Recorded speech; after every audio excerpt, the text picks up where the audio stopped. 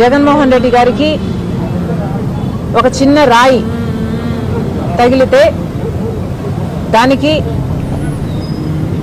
హత్యాయత్నం అని పెద్ద బ్యానర్ ఐటంగా వేసుకున్నారు. అంటే ఒక చిన్న రాయితో మిమ్మల్ని హత్య చేసేంత ప్రయత్నం జరిగింది అని మీరు చెప్తున్నారు.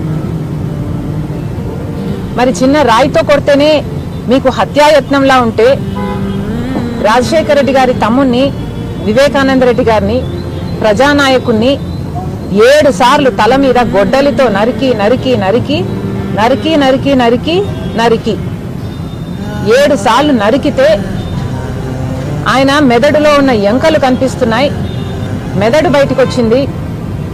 కానీ అది మాత్రం సాక్షికి హార్ట్ అటాక్ లాగా ఎందుకు కనిపించిందో జగన్మోహన్ రెడ్డి గారు సమాధానం చెప్పాలి.